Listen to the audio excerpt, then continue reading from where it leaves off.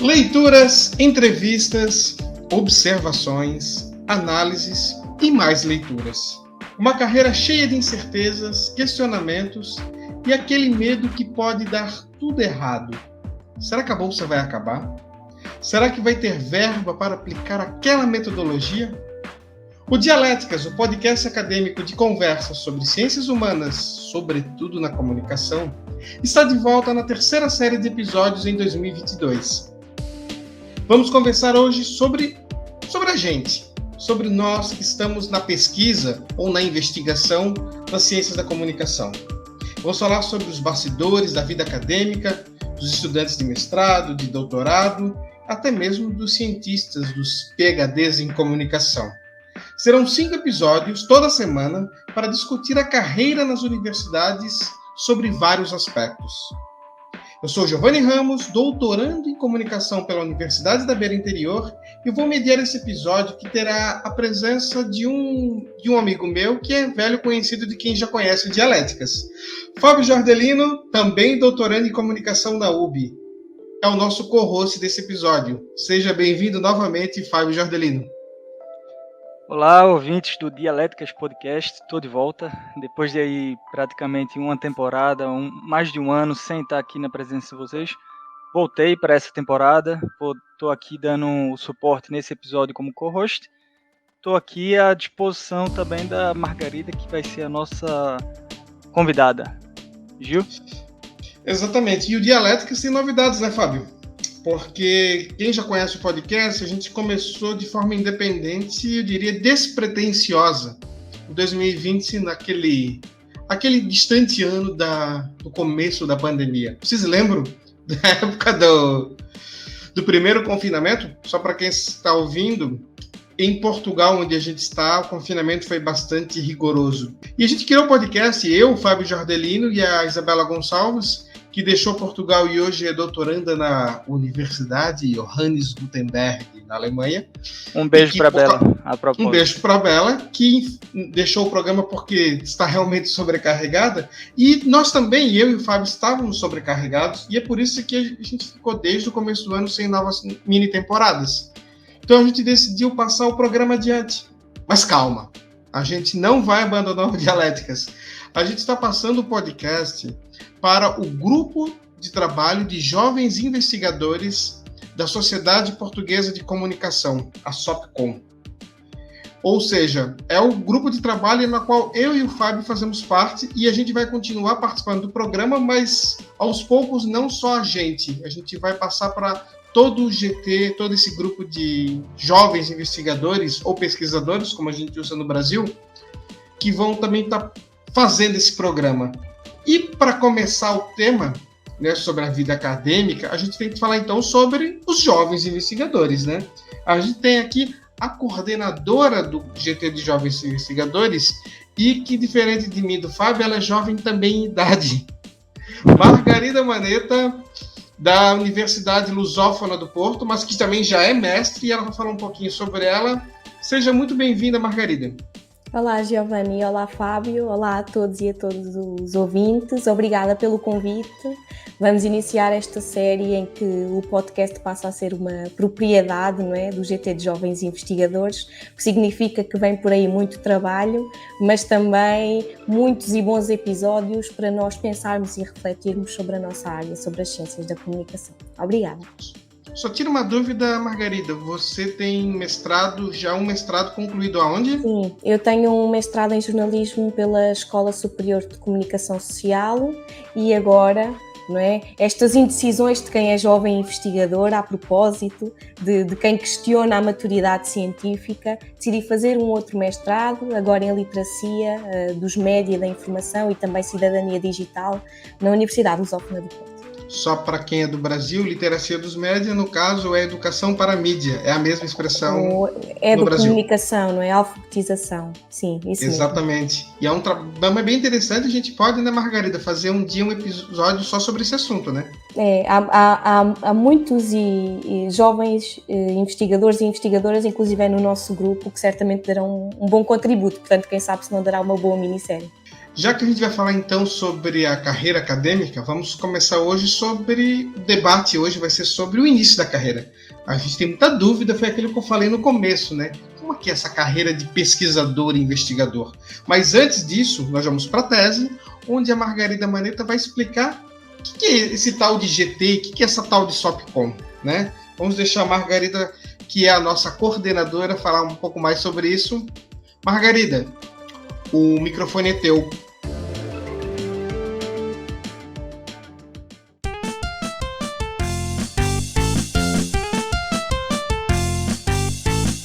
Obrigada, Giovanni. Bem, eu acho que o futuro tem algo de inquietante, não é? E o futuro das ciências ainda mais. Os desafios que nos esperam são sempre muitos, e nem sempre fáceis de enfrentar, mas podem ser um bocadinho mais fáceis se nós tivermos uma boa rede de suporte.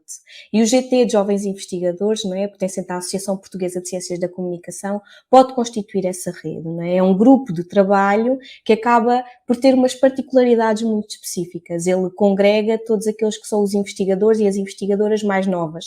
Entenda-se, todos aqueles que começam a iniciar a sua carreira académica, que se encontram no mesmo estádio, não é? E este é um grupo que por isso mesmo acaba por ser interdisciplinar, porque cabem todas as áreas disciplinares da literacia, da rádio, do jornalismo, da comunicação política, das relações públicas. Aquilo que temos em comum é que estamos a começar, não é? E isso, talvez essa juventude nos traga tantas atividades como aquelas que temos agora e em que se insere o facto do Dialéticas Podcast entrar agora como propriedade do GT de Jovens Investigadores, porque requer muita organização e trabalho, mas encontramos recompensas depois nesse trabalho, porque somos cada vez mais, e isto significa que a comunidade científica reconhece, não é, o trabalho que desenvolvemos e que reconhece esse trabalho como sendo um trabalho positivo. Somos garantidamente o grupo de trabalho na SOPCOM com mais atividades, não é? Mas sem que isto signifique, e hei de defender sempre, sem que termos muitas atividades, significa que não temos qualidade nessas atividades, não é? Privilegiamos sempre a qualidade à quantidade. E é nesse âmbito até que nós recebemos o Dialéticas Podcast, não é? Um programa que, como muitos outros que existem e como muitas atividades que desenvolvemos, tem um propósito, que é o de manter vivo um exercício que é caro, mas que é indispensável à nossa área, não é? Que é o exercício de refletirmos e de pensarmos sobre as ciências da comunicação. Por isso eu convido os ouvintes e as ouvintes, aqueles que já são membros do GT de Jovens Investigadores, a integrar esta iniciativa, esta atividade, a trazerem-nos temas, a trazerem-nos convidados que lhes parecem interessantes, e aqueles que ainda não são membros, eu acho que é a altura de integrarem o grupo, de se envolverem nas nossas atividades, que são muitas e das quais eu talvez destacaria aqui a newsletter mensal, as entrevistas que temos, os webinários, e este ano recuperamos uma edição de uma atividade que é indispensável à nossa comunidade, que é a Escola de Verão, não é? E que a programação vai ser apresentada em breve.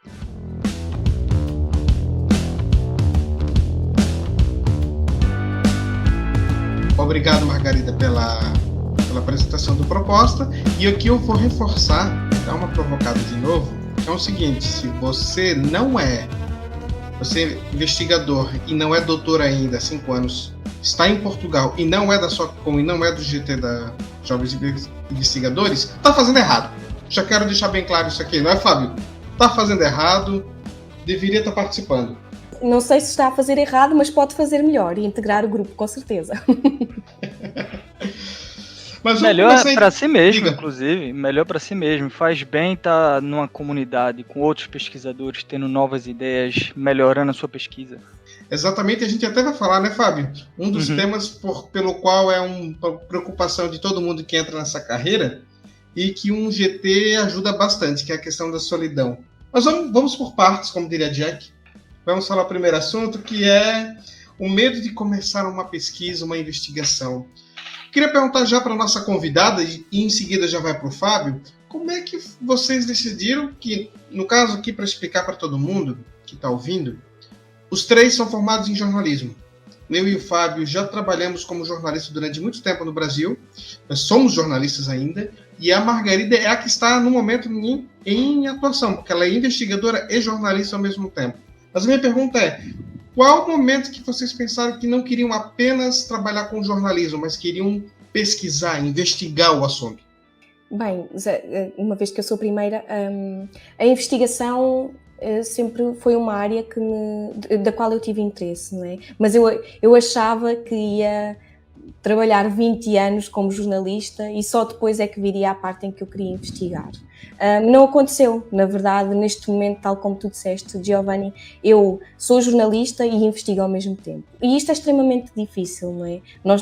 É quase como ligar e desligar o botão quando sou jornalista, ligar ou desligar o botão quando sou investigadora, até porque são registros muito diferentes. Agora, eu acho que pode até ser, não me surpreende que quem tenha atuado como jornalista queira seguir a investigação, né? Porque muitas vezes até é uma prática que se verifica, no bom jornalismo espera-se pelo menos, e então isso pode perfeitamente justificar que aqueles que não queiram continuar a atuar como profissionais de jornalismo queiram continuar a investigar e a estar ligados à área.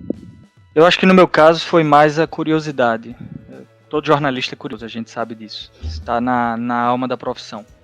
Mas no meu caso, era curiosidade de aprender mais sobre outras coisas que não apenas o jornalismo em si. Tá lá o dia a dia, ir para a pauta, escrever a matéria. Era aprender mais sobre a comunicação. Então, na minha trajetória, por exemplo, eu comecei estudando cinema. Fiz uma pós-graduação em cinema. E depois dessa imersão na academia, depois da minha pós-graduação, eu decidi, não vou parar por aqui, vou para o mestrado porque eu quero aprender a investigar. Eu acho que todos nós podemos concordar, você só aprende mesmo a investigar a vida acadêmica quando você faz o mestrado. O mestrado que faz essa inserção no trabalho da ciência, a metodologia científica. Então, foi onde eu entrei, foi onde eu me apaixonei pela academia, e hoje estou aqui no doutorado porque eu não quis parar aí no mestrado, quis continuar aprendendo. Novamente, tudo volta para a curiosidade.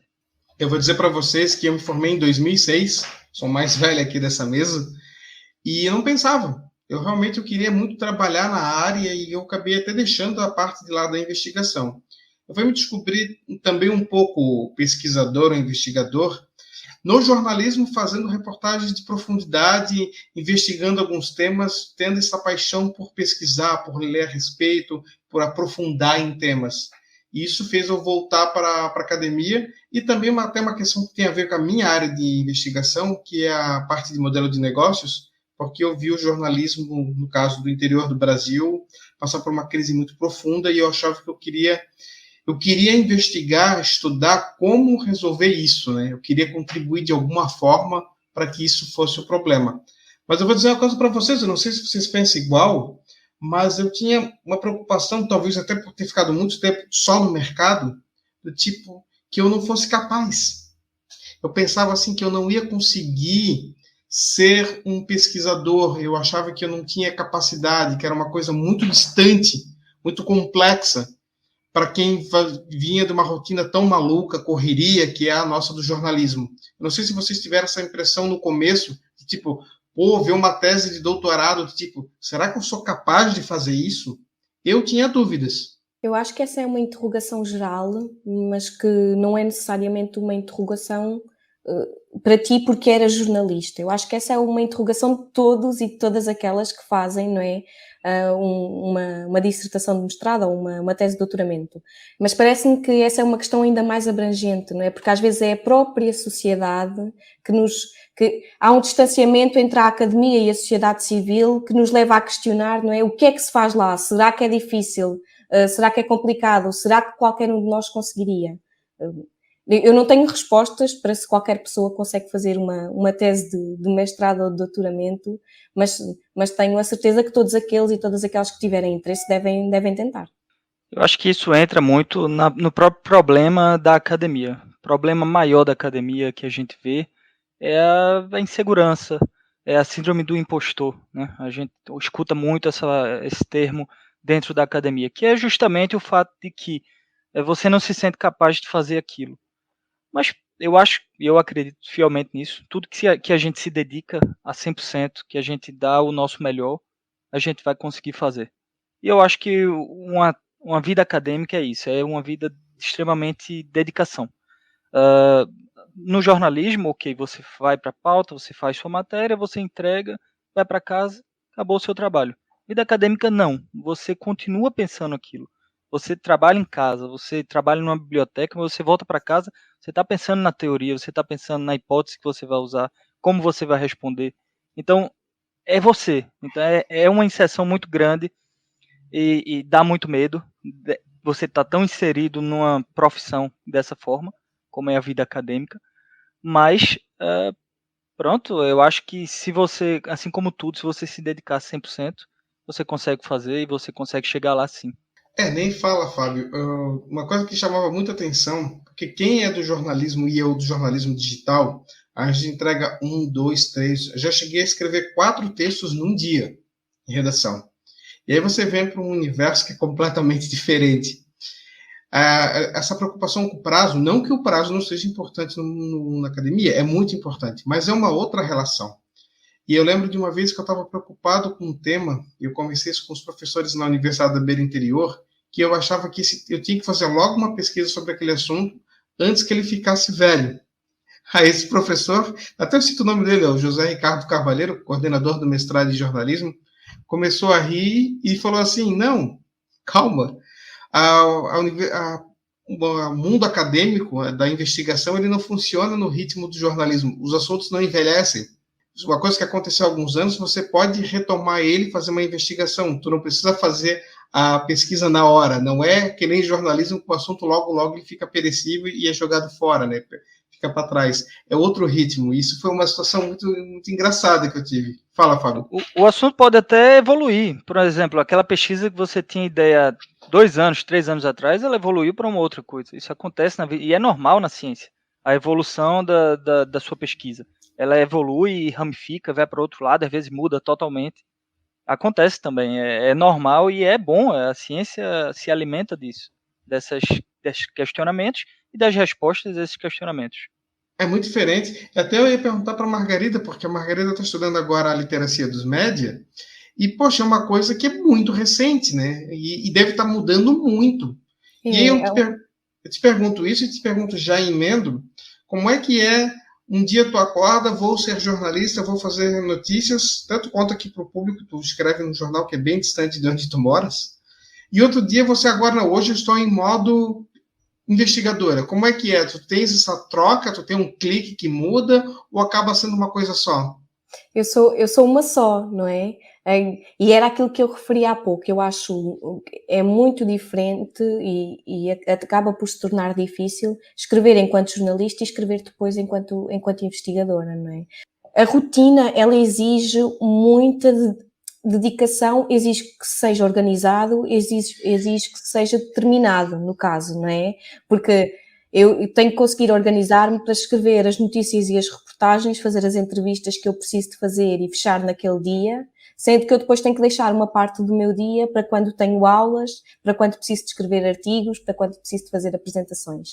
E, portanto, eu acho que estabelecer uma boa rotina, atenção, independentemente de se trabalhar como jornalista ou ter qualquer outro trabalho, ao mesmo tempo que se faz investigação, mesmo que seja só investigador ou investigadora, parece-me que ter uma rotina e ter os prazos bem definidos é essencial para o fluxo de trabalho que se pretende ter, não é? Porque, de outra forma, eu acho que quase nos podemos perder neste mar que pode ser a investigação. Não, e eu acho assim, além dessa questão da organização, tu tens umas coisas que são muito diferentes da forma de trabalhar. Até uma entrevista, que é uma metodologia de investigação, de pesquisa, que é uma coisa que a gente também usa no jornalismo, são coisas completamente diferentes. Uhum. O jornalismo, tu faz às vezes entrevista, tu tem lá o teu bloquinho de anotações, aquele que tu anota, ele tem validade, e você não grava tudo. Na investigação isso é impossível, você tem que gravar e transcrever todo o material, porque senão ele não vai ter validade. É uma forma muito diferente de lidar, inclusive, com os fatos, né? É muito, muito louco isso. A gente falou aqui da profissional, do profissional e do acadêmico, a questão do mercado de trabalho. Eu também já trabalhei, inclusive, como jornalista, como um consultor de comunicação e como investigador ao mesmo tempo. No meu mestrado em jornalismo, eu estava fazendo a dissertação e trabalhando como consultor. A sorte que eram assuntos parecidos. Mas é uma situação muito louca, porque tu tens que fazer tudo muito imediato, o texto é uma forma muito diferente de escrever, tu escreve muito rápido, muito direto, e quando eu comecei a escrever academicamente, eu lia, percebi que ainda era muito jornalístico o meu texto, e eu acho que ainda até hoje é um pouco, né? Se bem que, por um lado, é bom, porque a gente consegue ser, no jornalismo, um pouco mais prático, direto e objetivo, né? A gente ainda vê muito na academia brasileira e portuguesa textos muito floreados, muito enrolados, coisas que no jornalismo jamais seriam aceitos. Já aconteceu isso contigo, Margarida? Que, tipo, tá escrevendo de um jeito, na verdade, era com a linguagem do outro? Completamente. Hoje de manhã eu estava a preparar um artigo e eu dei por mim a escrever como escrevo enquanto jornalista, não é? E depois é que não há um botão que eu possa ligar ou desligar para escrever enquanto Margarida investigadora e enquanto Margarida jornalista. E isto causa-me alguma aflição, não é? Inquieta-me um bocadinho. E eu queria acrescentar uma coisa que nós ainda não tivemos a oportunidade de falar, mas nessa lógica das rotinas, não é? E de estabelecer aqui algum equilíbrio entre a vida profissional, a vida académica, há depois também aqui um outro fator que é a vida pessoal, não é? E que é o tempo livre que nós temos ou não para interagir com as pessoas à nossa volta, para poder libertar-nos um bocadinho, seja do trabalho, seja da academia, e esses momentos são aqueles que acabam sempre por ficar para último, são aqueles que nós acabamos sempre por descartar, não é? Se eu tiver que deixar alguma coisa para depois, é a minha vida pessoal. E isso também é importante, se calhar nós revertermos um bocadinho, porque leva-nos depois a situações em que nos sentimos sós, em que a investigação parece solitária, e eu acho que é esse mesmo o nosso próximo tema, não é, Giovanni? Exatamente, Margarida. Esse é o próximo tema. E eu queria chamar, inclusive, o Fábio para falar sobre isso, porque a ideia do tema foi dele. Porque, assim, quando a gente entra no doutorado, a gente acha que é você e o seu orientador. Não, é você e sua tese. O teu orientador está ali para te orientar, não para fazer ele para ti. É você e sua tese, e é uma coisa extremamente solitária. Eu acho que queria que o Fábio falasse um pouco sobre isso. Quão difícil é esse momento tão solitário no trabalho? Eu me lembro do meu mestrado, Gil, que eu estava... Pronto, era uma corrida contra o tempo. Eu queria terminar o mestrado no mesmo ano, então eu estava fazendo as aulas, escrevendo a dissertação, tudo uma coisa assim meio correria. E eu me lembro que eu estava correndo contra o tempo para terminar no prazo correto. E pronto, eu tive que me trancar, literalmente, me trancar em casa durante 3 meses. E foi só o que eu fiz. Eu era trancado em casa, escrevendo, e saía de casa e ia para a biblioteca, continuava escrevendo, voltava para casa, escrevia. Então era isso, era eu comigo mesmo e com minha tese. E eu só escrevendo e lendo e revisando. Quando muito era pedir para algum colega fazer uma revisão, ver se o texto estava legal, e continuava. Então foi uma época da minha vida que eu estava extremamente solitário. E eu posso dizer, se não fosse Game of Thrones, eu não tinha conseguido. Era a única hora, como a Margarida falou, a gente precisa da nossa diversão também. A gente precisa de uma horinha de um momento de lazer, porque senão a gente enlouquece. Então não dá para ser só trabalho. Então minha horinha era Game of Thrones. Eu estava na época ali na 5ª temporada, 6ª temporada, então eu pegava um episódio, assistia todo, depois assistia outro e ia continuar com a minha tese. E agora no doutoramento, mesma coisa. Apesar de que eu estou trabalhando agora, mas o primeiro ano, os primeiros 2 anos de doutoramento foram bem solitários também. Não fosse aqui o Dialéticas, vocês que estão acompanhando desde o começo sabem, o Dialéticas serviu muito para nós enfrentarmos essa pandemia e termos um momento ali de rir, de conversar, de trocar uma ideia, eu e o Giovanni na época Bela. E agora, cada vez mais a gente vê que outras pessoas também passam por isso, a gente sabe que o problema mental é um problema na academia e é um problema específico do doutoramento. Então a gente tem que ter atenção a isso, a gente não pode se deixar levar. É uma carreira extremamente solitária, você e sua tese. E uma vez por mês, calhar, você conversa com o seu orientador. Mas é você e sua tese, então é você e você mesmo. E você sempre ali lendo o seu texto, conversando consigo próprio, conversando na sua cabeça com os teóricos. É uma coisa que a gente tem que ter muita atenção e pode se transformar num problema se você não tiver muito cuidado com isso. Ô, Fábio, e o pior momento é justamente a revisão de literatura, né? Porque algumas partes das metodologias você vai fazer entrevistas, você vai fazer observação participante, você vai fazer outras coisas que vão ter algum tipo de interação social. Agora, a revisão de literatura não tem. Até eu diria que, eu gostei do que tu falou, a gente conversa com os autores, né? Dá para tu viajar um monte ali e criar diálogos entre você e aquelas pessoas que você está lendo, porque é uma coisa muito, muito particular, muito individual, e realmente difícil fazer essa parte. E eu acho que eu diria que os eventos que a gente tem, os congressos, os seminários, o próprio podcast agora, o GT de Jovens Investigadores, ajudou a isso. O investigador, o pesquisador, ele precisa de uma vida social, não é, Margarida? Eu ia dizer, é que às vezes somos atraiçoados por um sentimento de culpa, não é? Se calhar eu devia estar a escrever, se calhar eu devia estar a ler mais aquele autor, se calhar eu devia ler mais 3 artigos. Então, nós próprios criamos em nós esse sentimento de culpa. Mas é bom, se nós pensarmos que nos podemos rodear e criar redes de partilha e de interação com pessoas que se calhar estudam o mesmo que nós, esse sentimento de culpa pode ser diminuído em parte, não é? E é por isso que os ouvintes deviam aderir ao GT de Jovens Investigadores. Falta falar como aderir, né? Manda dica aí. Como aderir, exatamente.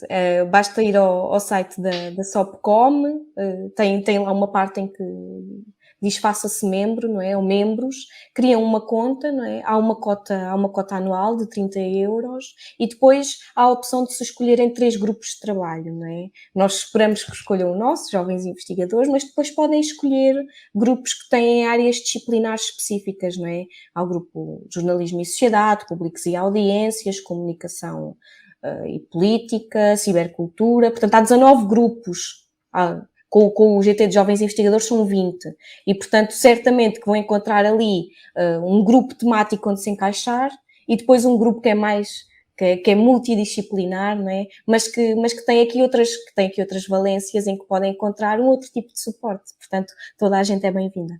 E só para informar quem está ouvindo a gente, se você entrar no site dialéticas.com, no post do episódio, você tem lá o link para a SOPCOM, para como você fazer a inscrição desse evento. Sempre, tudo que a gente colocar aqui de links, de referências, sempre vai estar lá no nosso site dialéticas.com. Eu achei o comentário bem importante, e vou dizer assim, do tipo, a gente queria, né, ali na UB, o Fábio também estudou comigo, a gente criou uma turma de amigos, assim, que no começo que foi importante, porque não é apenas tu ter uma vida social, porque as pessoas às vezes têm lá seus amigos, sua família e tal, mas tem aquela questão às vezes de ter alguém para conversar no trabalho, sabe aquela conversa do trabalho, o papo da firma, né, do Brasil. Pois é, o acadêmico também precisa disso. E a gente precisa conversar com alguém sobre aquele texto que tu leu, pedir para alguém para revisar o artigo, para trocar sobre, e o congresso tal, quando é que a gente vai? A gente precisa dessa vida social do nosso meio, né? E o nosso trabalho não tem isso no dia a dia, não tem isso, tipo, você não está lá na biblioteca e fica conversando, isso não existe. Então é importante ter essas iniciativas, e é bem legal, importante lembrar, né, Fábio, que o Dialéticas começou muito por causa disso. Porque a gente fazia um pouco disso socialmente, mas chegou a pandemia e teve que ir tudo remoto. O Dialéticas era para ser um grupo de leitura. Exatamente. Começou como um grupo. Inclusive, o primeiro episódio foi um texto jornalístico. Um texto publicado pelo... Como é que é o nome dele? Harari. Pelo Harari. Exato. E foi sobre um texto sobre a pandemia. A gente discutiu, ou seja, o Dialéticas chegou nessa linguagem mais acadêmica no decorrer. A ideia era um grupo de leitura mesmo, a ideia era toda semana trazermos um livro, um texto, ler e discutir aquilo. Para ter, pronto, essa conversa, essa necessidade de trocar ideias, de conversar, saber como é que estão, para não ficar somente você e o teórico que não está lhe respondendo, só na sua cabeça, né? Então, isso começou dessa forma. Fala, Margarida. Eu acrescentaria, né, que pertencer a este, enfim, o Dialéticas Podcast começou com um grupo de pessoas que se reuniram exatamente para falar sobre artigos, sobre teorias, sobre inquietudes da investigação, mas é também essa a lógica do GT de Jovens Investigadores, não é? É criar aqui, acima de tudo, não é? O objetivo final é que depois a própria comunidade de ciências da comunicação ela seja forte, não é? Ela seja relevante e que consiga responder às oportunidades, aos desafios que os jovens investigadores, no caso, não é, do nosso grupo, vão encontrando, vão enfrentando e que podem criar redes de contacto entre si. Eu lembro-me perfeitamente quando eu entrei no grupo de jovens investigadores e foi na altura em que eu comecei a estudar literacia, já no meu outro mestrado, e que a minha preocupação foi essa, não é? Ok, somos todos jovens investigadores, mas aqui quem é que estuda literacia como eu, vamos conversar. E foi essa abertura, foi essa disponibilidade das pessoas que encontrei que eu acho que me agarraram tanto ao grupo e eu espero ser isso, espero que isso seja aquilo que o grupo continua a ser para aquelas pessoas que entram. Não só o grupo, mas agora também o podcast. Então, também foi uma preocupação minha, do Fábio e da Isabela, quando a gente começou, não ser uma coisa, digamos assim, careta, séria, ranzinza, porque a nossa profissão já é um pouco assim. Então, a gente tinha uma ideia do podcast conversar. É mais ou menos o que a gente está fazendo aqui. É uma conversa, é trazer um pouquinho de leveza para o nosso trabalho, para você estar um pouquinho ambientado. E aquele negócio, a gente está falando aqui, se você é de Portugal, procura a gente. Ah, não tenho 30 euros agora, vamos escrever. Procura a gente igual. Se você é do GT, vem falar conosco. Vai estar no final do programa, a gente vai deixar todas as formas de contato, mas vem falar com a gente para participar também. Ah, mas eu nunca apresentei um podcast. Não, vem como co-host. Ou se tem uma pesquisa legal, um assunto, vamos fazer uma minissérie a partir de setembro. Tem todas essas possibilidades. E se você é do Brasil, calma. O Fábio pode até dar uma palhinha agora. Acho que a gente vai falar agora também, mas que no próximo episódio a gente vai falar sobre Intercom, que só para explicar para a Margarida, que é aqui de Portugal, o Intercom definitivamente não é apenas um evento acadêmico, não é, Fábio? Não, é o grande evento da comunicação no Brasil. Realmente, eu já fui para alguns intercons e é muito divertido. Você conhece gente do Brasil inteiro, você conhece investigadores do Brasil inteiro, muitos estudantes, pessoal ainda que está começando. Tem a parte das festas, claro, que é a parte divertida também. Mas é uma possibilidade de você conhecer pesquisas muito, muito diferentes, uma da outra, até porque o Brasil é um país muito grande e o Brasil é um país que tem regiões muito diferentes. Então você conhece pessoas de outras universidades, pessoas com um ponto de vista, de perspectiva de pesquisa muito diferente. Então o Intercom realmente um dos melhores congressos que eu já fui, para ser sincero, é bem, bem divertido. Sim. E semana que vem a gente vai falar com o Intercom, né? Semana que vem teremos aqui um convidado especial, né, que é o vice-presidente do Intercom do Brasil, o Juliano Domingues, já aceitou participar aqui do Dialéticas e vai estar aqui com a gente explicando, fazendo justamente o que a Margarida está fazendo, explicando o que é o Intercom para os portugueses que estão nos escutando agora também. Eu vou falar sobre essa questão do financiamento da carreira, porque eu acho que todo mundo já passou por esse medo em algum momento. Será que nós vamos ter dinheiro para bancar a pesquisa? Será que vai ter dinheiro para fazer aquela metodologia? E o pior de tudo, eu vou ter bolsa? Depois do doutorado, o que tu vai fazer? Eu não quero nem pensar muito nisso, eu não deveria estar falando disso, que isso já me deixa meio louco, porque eu estou na fase final já do doutoramento. Olha Mas o gatilho. Eu queria perguntar. Olha o gatilho. Mas eu queria chamar aqui primeiro o Fábio e depois a Margarida. Como é que vocês lidam com essa questão do financiamento e da carreira em si, falando agora em termos de salário, de dinheiro? Pronto, é complicado falar um pouco sobre o financiamento. Acho que para todos os pesquisadores é complicado. Para quem vive só de bolsa, principalmente no Brasil, eu digo boa sorte e parabéns por conseguir. No Brasil, a gente sabe que as bolsas nem sempre são o suficiente até para uma pessoa viver no mínimo. Aqui em Portugal, a gente até tem uma qualidade um pouco melhor das bolsas, dá para se viver com uma qualidade de vida um pouco melhor. Mas elas acabam. E aí o que é que a gente faz depois, né? Eu tive a oportunidade de viver em algum momento de bolsa e foi realmente uma pressão que eu não estou disposto a ter novamente. Como eu já falei aqui antes, eu trabalho, então eu faço meu doutoramento, mesmo que um pouquinho mais lento, mas em paralelo ao meu trabalho, que eu sei que todo mês vai estar lá caindo meu salário. Mas pronto, tem estudantes que não fazem isso, que vivem apenas da bolsa, que é o caso do Giovanni, que está falando aqui, e eu imagino como deve ser essa pressão.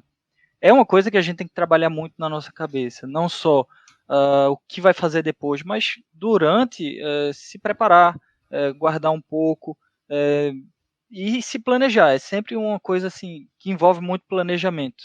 A vida acadêmica, ela envolve muito planejamento, muita metodologia, e o seu planejamento financeiro, ele é parte disso. Eu sei que na minha época eu estava vivendo de bolsa, eu contava centavos para comprar um café na padaria, porque eu não sabia se no outro ano eu ia ter aquele dinheirinho para comprar o café, então eu sempre procurava segurar, me apertar aqui, apertar do outro lado. E eu sei que isso é o que muitos estudantes vivem. Eu sei que você que está escutando agora, você deve estar pensando, pô, eu também faço ou fazia isso. Então, é complicado, é uma carreira que, além de toda a pressão que a gente sofre, além de tudo que a gente já passou, ainda tem essa parte do financiamento. Então, o que eu posso dizer para vocês é, olha, se preparem, se planejem, e procurem o que vai ser melhor para vocês. Tenham a autopiedade também. Pensem, pá, isso vai ser o suficiente, dá para eu levar? Vou. Não dá? Admite também, se calhar dá uma parada por um tempo, procura uma ajuda para cuidar também da cabeça. Isso é muito importante dentro nessa parte do planejamento da vida acadêmica, que engloba, claro, o planejamento financeiro. Margarida? Eu acho que a inquietude que eu falava inicialmente, né, do futuro, ela está sempre presente. É quando nós começamos, né, o futuro, como é que vai ser a pesquisa? Não é? Vai ser difícil? Não vai? Eu consigo fazer isto? E é depois também quando estamos a pesquisar e se a bolsa acabar, não é? E o financiamento. E é esta instabilidade, esta indefinição às vezes das condições de investigação e financiamento que podem melindrar de certa forma os jovens investigadores e depois as suas próprias pesquisas, porque isto acaba por afetar e por ter consequências. Bom, eu sei que eu já passei muito sofrimento por causa disso, o Fábio sabe bem, porque eu tentei me dedicar bastante a isso e eu já trabalhei também fora enquanto eu estava pesquisando e é muito difícil também, porque um doutoramento ele puxa, ele exige muito da gente, né? A gente sabe que o doutoramento exige muito de nós. Mas, assim, só para completar aqui, o Fábio falou sobre a questão da diferença do Brasil e de Portugal. A bolsa de doutorado no Brasil, para quem está ouvindo, Portugal está ouvindo, é de 2.500 euros, né, 2.500 reais, não é, Fábio, de doutorado? Reais, exato. Isso divide por 5, por 6, mas assim, dá uns 500, 600 euros. 500 euros, ou seja, é a metade do que se paga de bolsa aqui. Então, isso é nacional. Um país de tamanho continental, tu tens um padrão único de valor de bolsa de doutorado. Então, realmente é triste a maneira como ainda se financia a pesquisa no Brasil. Não estou aqui passando pano para Portugal. Eu sei que Portugal também tem muito problema, também poderia ser muito melhor, mas a verdade é que para o Brasil é realmente muito trágico nesse sentido. A gente sempre coloca esse assunto, não é fácil. Eu estou em final da bolsa, já estou assim, vendo a bolsa acabar lá na frente, a gente fica com ansiedade, com angústia, acha que, podia estar fazendo mais, devia estar escrevendo mais artigos, aí trava na hora de escrever. A questão financeira é sempre um problema. Eu diria que o trabalho não é uma coisa que te destrói tanto. Às vezes, são as perspectivas dessa segurança é que te deixa numa situação muito pior, né? Esse é um ponto muito importante. E antes de fechar esse bloco, eu vou colocar aqui 2 áudios, que são 2 integrantes do grupo de trabalho, de jovens investigadores, que também têm seus depoimentos para fazer a respeito da vida acadêmica. Bianca e Elmano, por favor, o microfone é de vocês. Olá, colegas do Dialéticas. Eu sou a Bianca Toniolo, uma jovem investigadora de 42 anos. Bem, eu teria muito que dizer sobre o início da carreira de investigador, mas quero me focar nos desafios que enfrentam aqueles que vêm de um longo período no mercado de trabalho, que é o meu caso. Em 2017, quando eu entrei para o mestrado, depois de ter concluído, já fazia 15 anos a graduação, precisei fazer uma grande virada de chave no meu modo de pensar. Hoje estou no 3º ano do doutoramento em Ciências da Comunicação e, nesse período, tive de deixar para trás aquele jeito de pensar mais mercadológico e aprender a olhar para o mundo pelas lentes das ciências, com o seu rigor e as suas dinâmicas bem específicas. De qualquer forma, seja nas empresas ou na academia, o valor que geramos depende de como aplicamos o nosso conhecimento.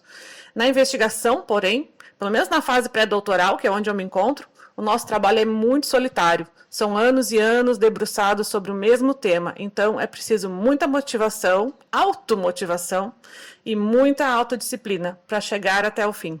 Olá, pessoal. A vida acadêmica realmente tem uma parte muito mais voltada para os estudos, para a apresentação desses estudos, mas também é necessário saber conciliar a vida pessoal e também os desafios que a vida pessoal oferece quando se realiza um estudo, como, por exemplo, um doutoramento. Quando eu estava a realizar o meu, dentro do prazo de 4 anos, eu posso dizer que em cada ano, basicamente, eu tinha que mudar de casa. Seja pela necessidade de uma casa com melhor infraestrutura, ou, como de uma maneira bastante inusitada, alguém chegou e disse: agora essa casa é minha e vocês vão ter que se mudar. Então, eu quero que vocês tenham sempre em mente de que os desafios da vida acadêmica existem, mas é preciso ter um jogo de cintura e saber lidar com os desafios da vida pessoal e das mudanças que a vida pode oferecer. Muito sucesso para todo mundo e um grande abraço.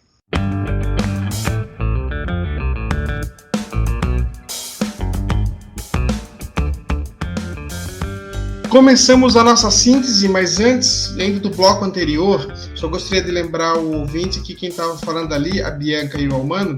O Almano é coordenador adjunto do GT de Jovens Investigadores atualmente, é um brasileiro que no momento está no Brasil até, e a Bianca é a antiga coordenadora, foi ela que passou o bastão para a Margarida fazer.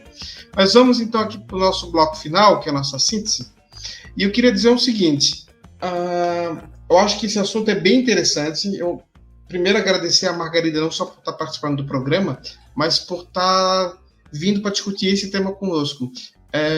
O GT é bem interessante, o trabalho que está sendo feito nesse grupo de trabalho da Sopcom é muito bom, e eu acho que ele é uma boa estrutura para quem está começando. E não é só fazer propaganda porque a gente está aqui, o podcast vai ser deles, mas ele é uma boa base para quem chegou agora, para quem está, por exemplo, entrou no doutorado, ou está no mestrado, mas já está definido a seguir a carreira acadêmica. Porque ele vai ter a questão social, vai ter dicas de onde publicar artigo, vai ter uma interação social, tu vai estar se inserido no meio, mesmo que tu investigue da sua casa, você vai estar participando de um grupo e vai estar vivendo a vida acadêmica, não importa onde você está. Isso é muito importante, porque, como a gente disse antes, a vida acadêmica ela é muito solitária, e esses tipos de ações são fundamentais para a gente não pirar de vez, né? Eu acho isso muito importante. E só para finalizar, então, vou dar aqui uma dica. Quem está chegando agora no Dialéticas, funciona o seguinte: no bloco da síntese, além de a gente fechar o assunto, a gente sempre sugere um livro, um filme, um podcast, pode ser qualquer coisa. E eu vou sugerir um sobre metodologias e a investigação no jornalismo. O nome do livro é The Handbook of Journalism Studies, nome já de estudo, né? Da Karin Wahl Jorgensen e Thomas Hannich. É uma obra que já teve até várias atualizações, eles tratam sobre os temas que o jornalismo investiga nesse século. É bem interessante, principalmente para quem é do jornalismo. Eu entrei agora, quero trabalhar com pesquisa, com investigações de jornalismo. Não sei na qual área eu vou investigar. Dá uma lida nesse livro que vai ajudar bastante. Fábio, a sua síntese. Bom, como síntese eu quero dizer, principalmente, não desista. Eu sei que todo esse programa foi um susto. Se você está começando agora a sua vida acadêmica na graduação, ou numa pós-graduação, ou mesmo começando agora o mestrado, você escutar um programa como esse, você já fica, opa, isso não é para mim. Mas pode ser, e se calhar pode ser a profissão da sua vida. Então não desista, tente, faça o possível. Tem muito planejamento envolvido? Tem muita dificuldade? Tem. É complicado? Mas o que aqui na vida não é complicado? Tudo é difícil. Se a gente se dedicar, botar a cabeça com aquele foco, a gente vai conseguir. Todos conseguem, todos têm capacidade de conseguir, basta se dedicar e tentar. Então, é isso. A minha mensagem aqui é: procurem pessoas que pensam como você, procurem grupos como o GT, procurem podcasts como o Dialéticas Podcast, ou outros podcasts, vários outros que falam sobre a vida acadêmica. procurem grupos e redes sociais que falem sobre isso. Por quê? Porque isso vai fazer com que a sua jornada seja um pouquinho mais fácil. Não precisa ser tão difícil. Se você souber como fazer, com quem se juntar, como procurar, a sua jornada pode ser fácil, pode ser muito prazerosa também. A vida acadêmica ela é muito prazerosa. Aprender, conhecer, falar coisas com propriedade, isso é muito prazeroso. Então, se essa jornada é para você, vá sem medo. É isso que eu posso dizer. E se eu posso sugerir alguma coisa, dessa vez aqui eu vou fugir aqui da caixinha. O Gil veio aqui com um livro que é muito bom, mas eu vou fugir um pouquinho da caixinha e vou sugerir entretenimento. Se divirtam também, como eu falei antes. Olha, a vida acadêmica é cansativa. Vocês precisam de 1 horinha por dia para se entreter, para se divertir. Então vai assistir um Game of Thrones, um Big Bang Theory, séries divertidas que você não pense tanto, sabe? Vai se divertir um pouquinho, aproveita, pega um livro legal, que seja lá o livro do vampiro que brilha no sol, não importa. Um livro que você se divirta, um Harry Potter que seja. Mas procura, essa é a minha indicação hoje. Primeiro, não desiste. Segundo, procura também se entreter, porque é uma jornada complicada, mas o resultado final é muito prazeroso. Bem, julgo que só falto eu. A minha síntese ela é rápida também. Eu acho que, enfim, as ciências da comunicação em Portugal, elas têm consolidado no decorrer dos últimos anos uma expressão significativa, não é, dentro das ciências sociais. E este grupo procura servir a comunidade científica mais jovem, não é, sem que isso implique que não nos enquadremos ou reconheçamos naquela que é a nossa casa-mãe, que no caso é a SOPCOM. E é inclusivamente ao colocar a tónica, né, na identidade que partilhamos com o SOPCOM, que encontramos uma certeza. As ciências são feitas pelas pessoas, não é? Foi disso que falámos aqui o episódio inteiro. São os investigadores e as investigadoras quem faz a ciência, quem faz a investigação em Portugal.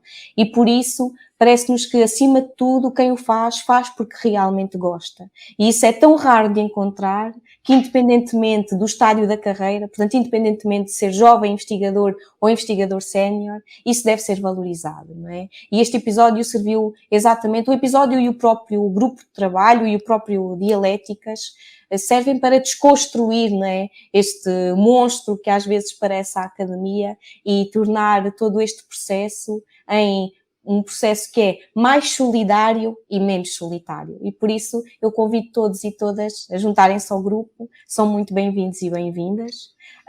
Resta-me só a minha sugestão de livro.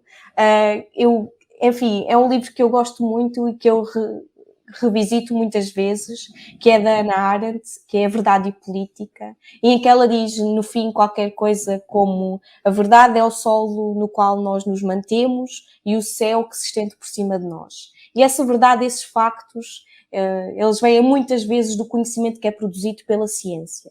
E por isso é que é tão importante, por isso é que eu trouxe para este episódio aqueles que somos nós, não é, que produzimos a ciência sobre ciências da comunicação em Portugal, e que por isso me parece também uma boa leitura. Bom, o nosso episódio vai chegando ao fim e eu quero agradecer muitíssimo a Margarida Manetta pela participação.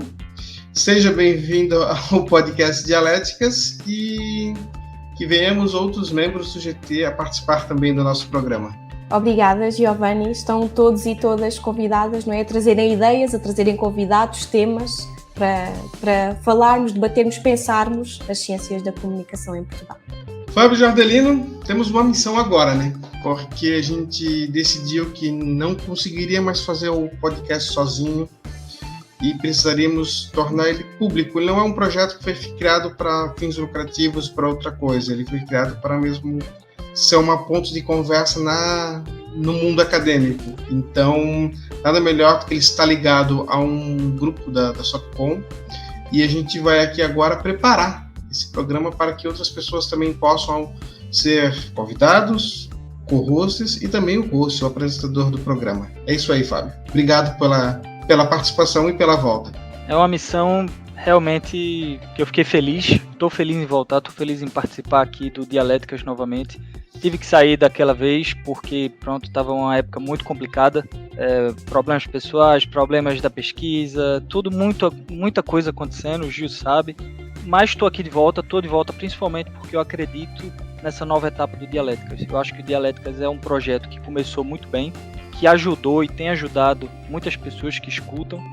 E eu acho que com o GT assumindo esse programa, só vem a agregar cada vez mais e criar uma maior comunidade acadêmica, que é isso que a gente precisa no final das contas, ajudar um ao outro. Então, estou disponível aqui e vamos que vamos, Gil. E você que já é membro do GT já sabe, né? Esse programa também é seu, venha participar do programa, traga tema, traga artigo, traga assunto para a gente debater e venha participar também. A gente tem aqui um método já de fazer, mas a gente vai ensinar para todo mundo e vai ser bastante bacana. Semana que vem estamos de volta e a gente vai falar sobre o futuro da pesquisa na comunicação no Brasil com um representante da Intercom. Até a próxima semana. O Dialéticas é um podcast de divulgação científica criado por brasileiros doutorandos em comunicação para promover as ciências da comunicação em conversas leves de podcast. Esse projeto está em transição para o Grupo de Jovens Investigadores da Sociedade Portuguesa de Comunicação. Estamos em todas as plataformas de podcast e também no nosso canal no YouTube, pelo @dialéticaspodcast. Você também pode entrar em contato conosco através do e-mail podcast@dialéticas.com. E nas redes sociais, estamos no Instagram e no Twitter com @dialéticas. Se você quiser conhecer todo o nosso projeto, acesse agora dialéticas.com e ouça todos os episódios.